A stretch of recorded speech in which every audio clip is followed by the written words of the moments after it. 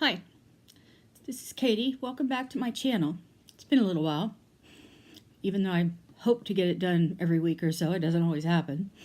I guess that's the nature of the beast when you're chronically ill, and that's what you're talking about.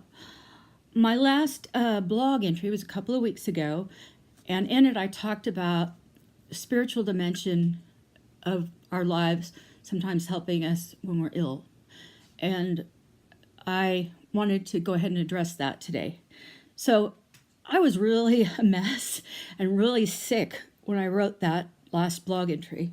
I'd been sick for almost 6 weeks. I'm happy to report that I'm feeling a little better. But I know from vast experience, and I'm sure any of you out there who are chronically ill or in chronic pain or whatever, know that it will eventually go away and you'll feel like crap again.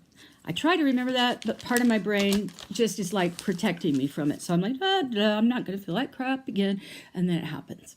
So I should get back to the topic at hand. The topic at hand is this: my spiritual self, or your spiritual self.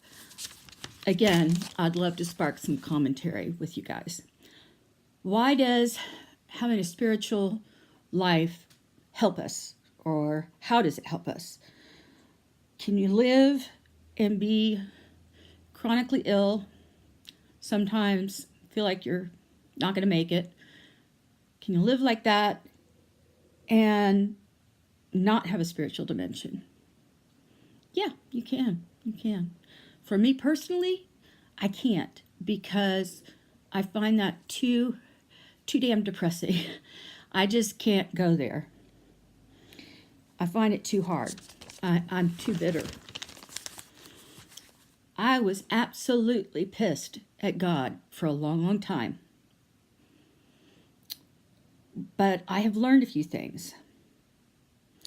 My contact with the divine is way different than it used to be.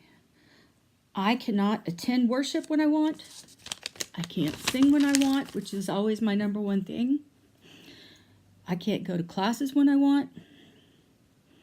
I feel like I'm all broken all over the place. I try to make commitments and I can't meet them. So I've kind of started not making them. The best thing ever that ever happened to me in my spiritual life is to have a spiritual director, a spiritual counselor. She's made it possible for me to grow and to keep going. So I try to find different ways to have a spiritual discipline at home that works for me. Well, I had to admit to myself that I've never been good at following rules, even as a teacher, which is kind of a bad admission. I like things to change all the time. So I have to change up my spiritual discipline. I have to give myself the latitude of doing things differently. Maybe week to week, maybe day to day, maybe month to month, who knows? So I have to be flexible for myself. So one week it may be meditation or mantra meditation. One week it may be reading out of some sort of meditation book.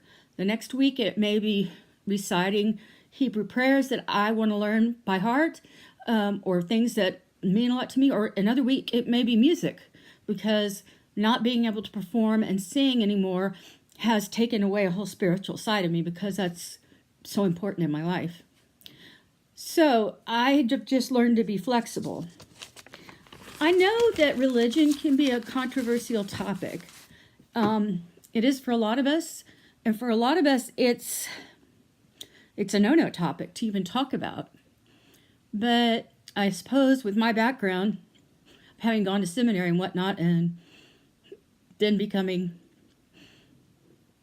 more of a Jew than a Christian, it's not a topic I'm afraid of.